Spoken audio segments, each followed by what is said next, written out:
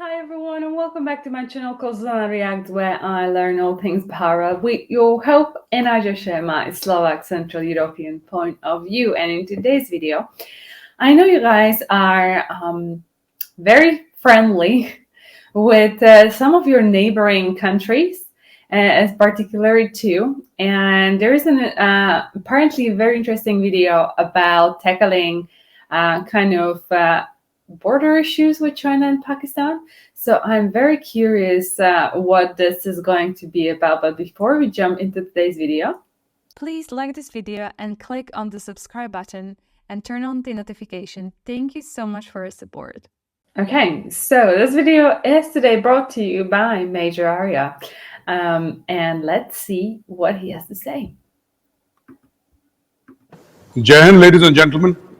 And thank you very much for inviting me over. I don't know about the celebrity part, but I'll try to do my best today. First of all, I'd like to start by thanking FSAI, Fire and Safety Association of India, and my friend Ajit Pandey. He's right there.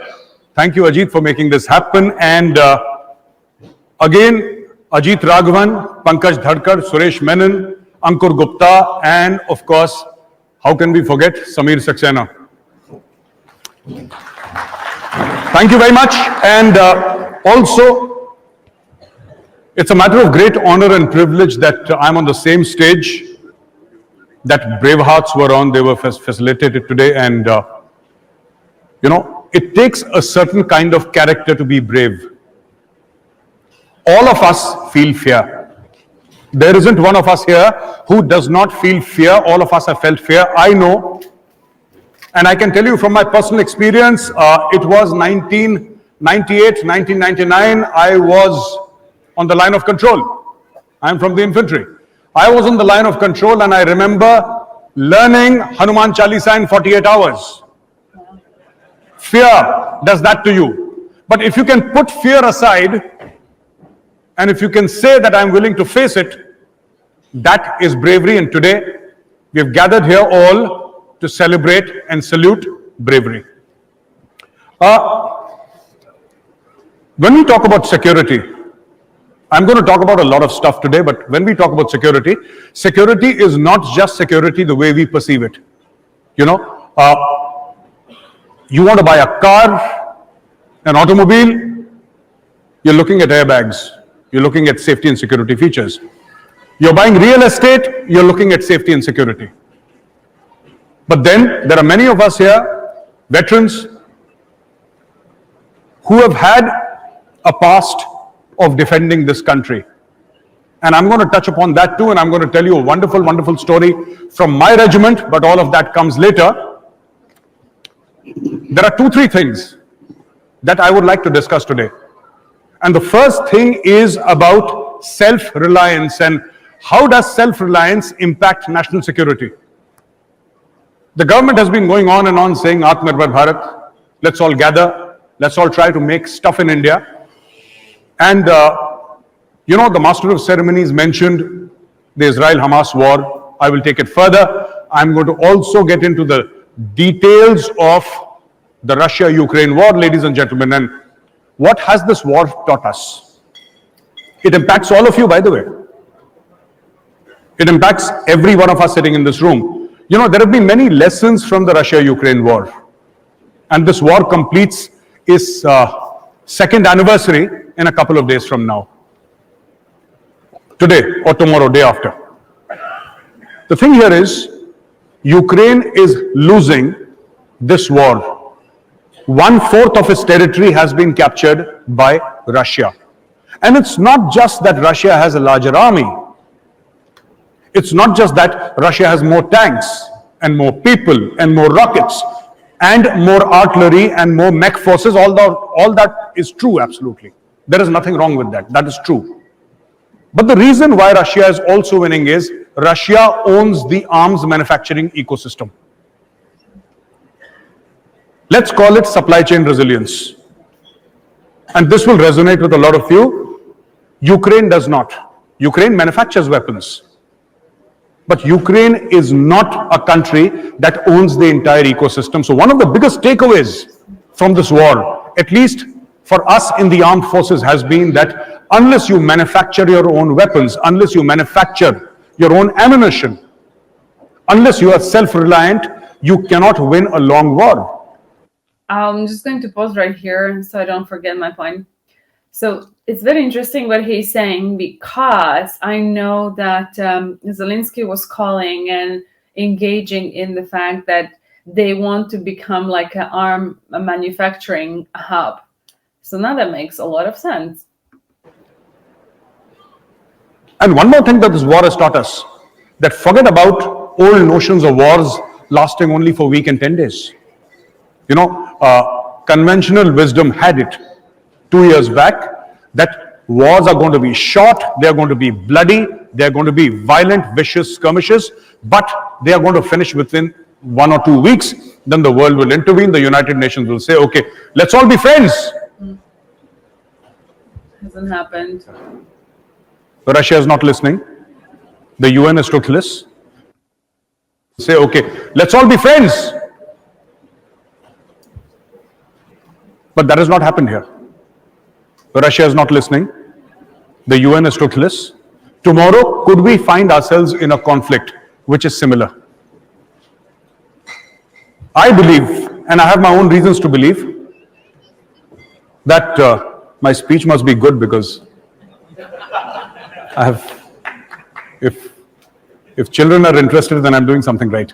Okay, so the thing is that, you know, there will be a time, I believe, there will be a time when India and China will go to war.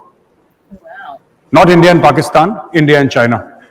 And George Fernandez, you know, one-time defense minister, when I was serving, he was the defense minister, I remember. And he said something which I read in the newspaper, and he said, the real problem is China, not Pakistan.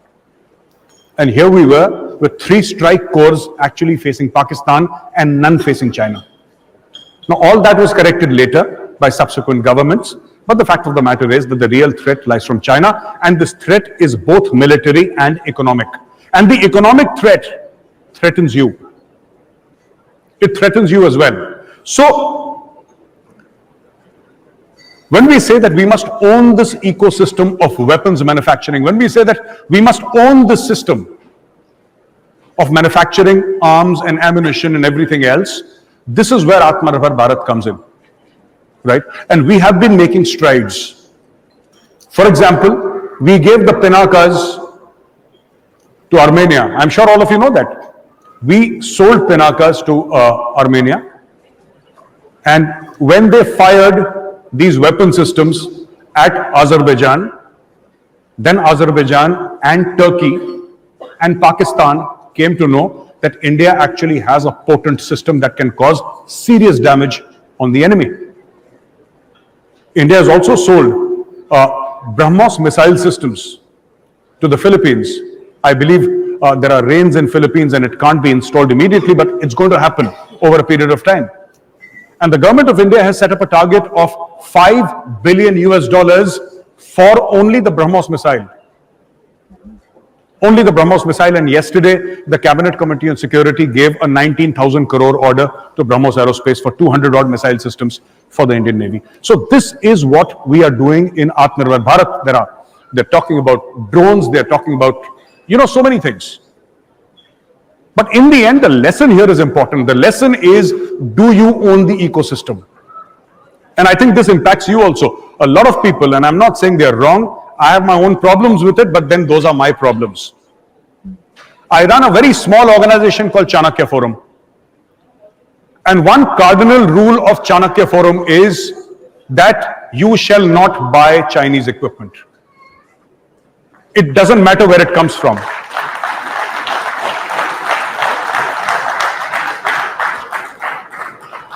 We have a policy, we avoid buying Chinese equipment even if we have to pay 4 times the price to buy an American equipment. That is what I am requesting you to do. Please understand how this war is being fought. When the Prime Minister went to meet Joe Biden in the White House, one of the things that he discussed was transfer of technology and getting companies, American companies, away from China into India. So you have Tesla coming in and you have iPhones being manufactured in India, and so on and so forth. There are hundreds of companies that are now willing to leave China and come to India. I don't care, as long as they leave China. It's good if they come to India, but I'm happy if they go to Thailand or they go to Indonesia. All right, I'm equally happy. Now, here's the thing. What makes China strong? What is that thing that makes China strong? What makes China strong, ladies and gentlemen, is the Chinese economy. And that economy is based on two factors. Number one, contract manufacturing. It is based on contract manufacturing. China is perhaps the second largest manufacturer of motorcycles in the world, but I would challenge anyone to name one or two brands of Chinese motorcycles. China perhaps makes the most number of washing machines in the world, but you would not know a Chinese brand. All this that is happening in China is contract manufacturing. That is point number one. Point number two, China steals intellectual property. The last thing they invented was gunpowder, which was 1,000 years back or something like that, or paper and stuff like that. China does not invent. China does not invent. Now, here's the thing. How do you get China? And what is China afraid of? So these are two questions. And then I'll move on, but let's understand. How do you get to China? You defeat China by disrupting their business model. You defeat China by disrupting their supply chain. China is not afraid of your mountain divisions. If anybody is under that impression that China fears the Indian Army's mountain divisions or our Navy, that's not true. If you think that they fear the American Navy, you're wrong. They do not. I remember there was a time, there was a white paper in China, and the Chinese people for 25, 30 years, they were absolutely quiet. They didn't utter a word. There was no talk about disputed territory with India. They just kept quiet. They kept on working on their economy to such a level. You've heard of this famous story of Bhasmasur, have you? Raise your hands. Bhasmasur. China is the Bhasmasur of today. It is destroying the very countries that gave it power. For example, Europe as a group and the United States of America. That is exactly what China is doing. And how is US retaliating? The US is retaliating by understanding that finance, economy is the way you can hurt China. But coming back to my question, what is China actually afraid of? What scares China?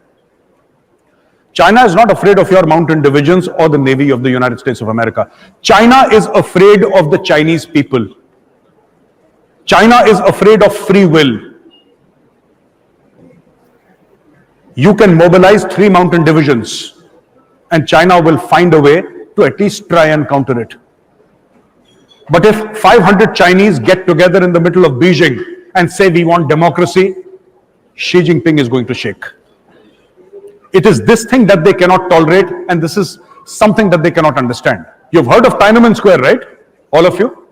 Tiananmen Square is not alone.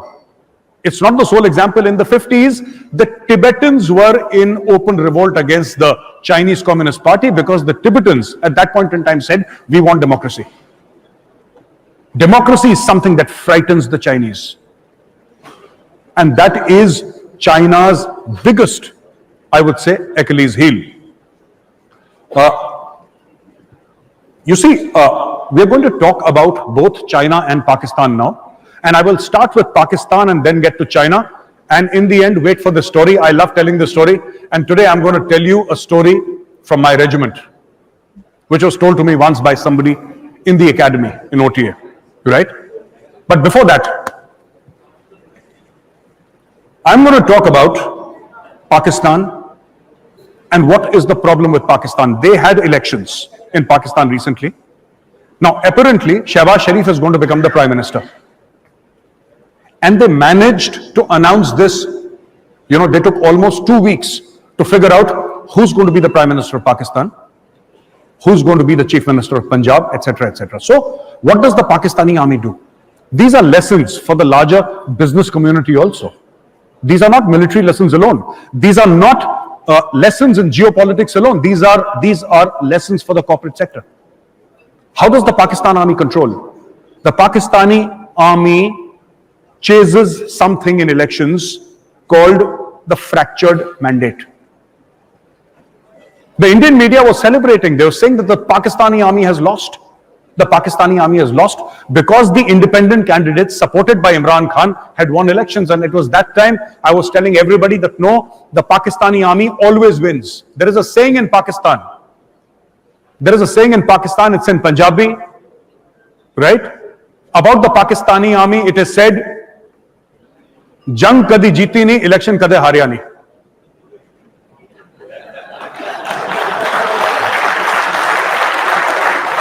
The Pakistani army has never won a war and never lost an election. And you must understand why the Pakistani army does not wish to fight against us. The more you know about your enemy, the stronger you become. I am an obsessive Pakistan watcher. I spend hours every day just reading about Pakistan, just knowing about Pakistan. And it's not just their military that I'm fascinated with. मुझे ये पता है कि उनके यहाँ शादी होती है, मेहंदी में कौन से गाने बजते हैं. I know that about Pakistan. I know everything because in the OTA where I was trained and in my unit, I'm from 17 Kumaon Regiment. They taught me that when you give the briefing in front of a senior officer, the first thing you say is "Khabar dushman ki." Then is "Khabar apni" in the army, and all the veterans here would know "Khabar dushman ki," then "Khabar apni." You must know about your enemy. For the people from the business community here, you must know about your competition. You must know everything about them. You must have your competitor profiled. You must know what he wants, which place he frequents. You must know everything. In India, it's still at a very nascent stage. We only talk about products and we only talk about supply chains. There is a personal angle to business, which you must explore. I'll try and help you with that. All right? Now, so the Pakistani army fixed these elections like every other election. And when they fixed these elections, the first thing they wanted was a fractured mandate, which they got. And what does this fractured mandate do for them? It ensures that the politicians remain weak. It ensures that the politicians are always fighting. And above all, it ensures that whenever the country is in a problem, and Pakistan is perpetually in a problem, they look towards the Pakistan army and they say, okay, these guys from Rawalpindi are going to come and support us and they're going to solve our problem. That is how Pakistan works, which is why, again, they have a fractured mandate, they have a coalition government, and they will keep on having a coalition government. But it does not matter to the Pakistani army, ladies and gentlemen. It does not matter. Even when in the first term, when Nawaz Sharif won an absolute majority, he was still kicked out. Because if the army chief so desires, the prime minister can go home. Okay? Another thing about Pakistan's military economy that you must know, because you must know the enemy you are fighting. And then I will tell you about the Communist Party of China also. I don't know if you're aware, please raise your hands if you are. Do you know something about something called the Fauji Foundation in Pakistan? Okay, one. Veterans here would know. Great. Fauji Foundation is a conglomerate of companies owned by the armed forces of Pakistan, right? And the net worth of Fauji Foundation today, as I speak, is more than 100 billion US dollars. 100 billion US dollars. 20 years back, it was around 20 billion, 25 billion. Now it's crossed 100 billion US dollars. And they do everything from real estate, okay, to fixing the stock market, to playing with shares, to creation of buildings. They refine oil. They manufacture cornflakes, and they also sell and manufacture and sell, baby diapers. And the animals that are sacrificed in Eid, they sell their skins also. Fauji Foundation does everything in Pakistan. They fund news channels. You can't go to a Pakistani store and not buy something from Fauji Foundation. And here is a case study which you will find very interesting. आपको पता है इन लोगों ने करा क्या था? Chief Minister of Sindh, Qaim Ali Shah, he was approached by a brigadier Saab from the Pakistan Army. Very interesting story. He was approached by a brigadier from the Pakistan Army, and he said, the brigadier says that I have directions from the chief. I have come to request you for 5,000 acres of land in Karachi. Can you give me 5,000 acres of land in Karachi? Qaim Ali Shah said, Brigadier Saab, Karachi is one of the most populous cities in the world, perhaps the 7th or 8th largest city in the world. We don't have 5,000 acres. So Qaim Ali Shah was being smart with the Pakistani army, because if the Pakistani army wants 5,000 acres, they will get 5,000 acres. It doesn't matter if the chief minister has them or not. So this guy says, okay, he's being smart. I can manage the Pakistan army. And he says, okay, 50 kilometers ahead of Karachi, I have this piece of wasteland, which is around 5,000 acres. You can take this. And the Pakistani army pays a very nominal price for that piece of land, which has nothing. It has no roads, it has no electricity. It's just almost desert. It's in Sindh. And then one fine day, Qaim Ali Shah's departments get instructions from the Pakistan army, and they say that, you know what we want? We want a national highway going adjacent to that plot of land of 5,000 acres. They changed the entire map of Greater Karachi. We want this road going there. Then they said, we want water going there. Then they said, we want electricity going there. And then they said that the FAR needs to be mixed use development. This much commercial, this much residential. And within 5 years, they created a mini Dubai for themselves, all on government money. This is how they manage finances. This is how they got to a valuation of $100 billion. This is the Pakistan army for you. This is the army that you are fighting on your northern and your western borders. And this is the reason why the Pakistani army today does not want to get into a state of conflict with you. Yes, it does not have the money to fight. That part is true. But also true is the fact that the Pakistani army is busy making money. So they outsource wars to the Lashkar-e-Taiba and the Jaish-e-Mohammed. Right? So what does that teach you? There is an outsourcing model in place, even for Pakistan. All right? And now coming to China. You know, China, India's enemy. We do trade with China about 125 billion US dollars per year. And more than 75% of that trade is in China's favor. So there is a trade imbalance with China. Right? Trade imbalance with China, and over a period of time we have tried to bring it down. But the government cannot bring it down without your help. And I'm here to seek help from you in this regard. This is something which I'm very, very passionate about. I feel very strongly about. I have requested, various people in government also to tell them, simple things, very simple things. When you're buying something from Amazon, okay, and Amazon is the biggest e-marketplace in the world. When you're buying stuff from Amazon, every product must show the flag of the country, which is the flag of origin. If it's Chinese, I would like to see the Chinese, small little Chinese flag there, so I can make an informed choice.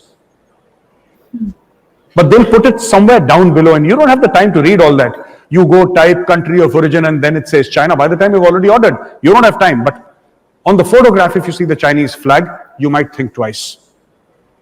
This is something that, whether it's Flipkart, whether it's Amazon, anything. I've requested shop owners also that if you're selling Chinese stuff, don't do it. Or at least put a board outside. I'm happy to finance a few boards that Chinese stuff sold here. This whole fight between India and China, it's not just about Galwan or the 3,500 kilometer line of actual control. It has come into our homes. And I just want to tell you that every time, and I'm sorry I'm saying this, might sound a little bit rude, but every time we buy something Chinese, we are funding the Chinese Communist Party, with which they're buying bullets to kill our soldiers. At least they're planning to. Every time we buy something Chinese, please remember, what is the Chinese army? The Chinese army is not like the Indian army is India's army, right? The Chinese army is actually the PLA, the People's Liberation Army, and it is the armed wing of the Chinese Communist Party. It is not the national army, it is the armed wing of the Chinese Communist Party. And we are up against a superstructure. And unfortunately, every single time we buy Chinese equipment, we are funding the CCP, we are funding the PLA. And I'm sorry I'm saying this again, because many of you would be having some sort of a dealing with Chinese companies. I myself dealt with Chinese companies in the past because I didn't know any better. And at that time, everything was good, everything was kind. In fact, there's a Chinese company called BYD, and I visited their factory in China to sign a deal with them. It didn't fructify, that's another matter, but I did visit China many a time. And I've understood something. And this realization is coming for the past 5-6 years. Every time you buy something Chinese, every single time you purchase something which originates in China, or even a Chinese company that manufactures its material in India, you're giving the PLA, the People's Liberation Army, one more rifle. You're giving them one more tank. You're giving them one more aircraft. Please, if all of you say that you're patriots, right? All of you say you're nationalists. All of you say that we want to do something for India. If you really want to help your country, if you really are patriotic and nationalistic, stop buying Chinese stuff. Don't do it. China will wither away. Don't water the tree. I'm not saying cut the tree. I'm saying don't water the tree. So this was perhaps not really a talk that I had imagined, but it was very interesting and I guess enlarging. So I guess, for me personally, I live in my world doing my own thing, and I don't really go there and explore what's really happening. So I think that the advantage of this channel is that I get to learn so many other interesting things, and especially Asian part of the world. I don't think that anyone on a common level, I'm not saying politician, I'm not saying business people, is particularly interested, right? I'm talking from a common person perspective, who's just yes, I need to do my job, I need to survive type of a mentality. But especially the last part about China. So because when he mentioned about the trade, I was writing my notes and I was wondering how big is the trade between India and China, and also Pakistan. So I know he mentioned China, he mentioned Pakistan. So if you could let me know in the comments, how big is the trade and what are you guys trading with them, that would be really helpful. Now, that's what he was saying about China. It's I guess does not obviously only apply to Indian people, although the trade seems to be really huge, but the whole world is buying Chinese products, right? And I never really thought about it that way, the way he put it out. And I really, by the way, just a side comment, I really loved how he's a really good speaker. I really loved how he delivered his message. I aspired to be this one day. Very, very nice. But every time you're buying Chinese products, you are supporting the regime over there. And I don't think anyone here, at least in my part of the world, thinks about it that way. And do please let me know if, until you watch this video, if you thought about it yourself as to every time I buy something from China, I'm giving something to the party that perhaps is, despite the whole world manufactures everything, that as supporting something that at least the Western world, and I'm sure China does not support. India does not support either. So it's a very big economical factor, and it to me, I'm almost speechless because I never really thought about it that way. And I think also with this channel, it's I'm learning so many things, not about your culture, but when it comes to your culture, how it relates to others and what are the challenges that you are facing. So for me, this is certainly very, very fascinating. And I think that the more I'm doing this with you guys, and obviously you enjoy a geopolitical context and content, an economical one, and I was never really interested in that, but since I started at it, it starts to grow on me. I think what I personally like about it is just to understand how it relates to day to day. Like I don't really like the abstract things or things that are not really tangible, but I like how he makes things tangible, especially in this video. And hang on, I lost a thought. So oh yeah, so what I wanted to ask you, because he talks about outsourcing war, and maybe that's very naive, but just think about it, that I'm not into that kind of stuff. Like, how do they outsource wars? How does Pakistan outsource war? If you could let me know, that was very interesting comment that that he has made. But certainly, the more, I guess, we understand how economies work, and he was right about saying you need to know your competitor, let's put it in those terms first, before you are able to know how to tackle that, is certainly very, very important. And I think that perhaps the world has recently been, since the whole COVID thing, recognizing things, and I do really hope that a lot of things are going to be moved to India. I wonder if let's say America, I think it depends on what happens in their elections, but if the manufacturing is going to be brought back, to every single country, because I do believe that the globalization has impacting us a lot. And since then, I think, like, even myself, like, you live in your little country bubble.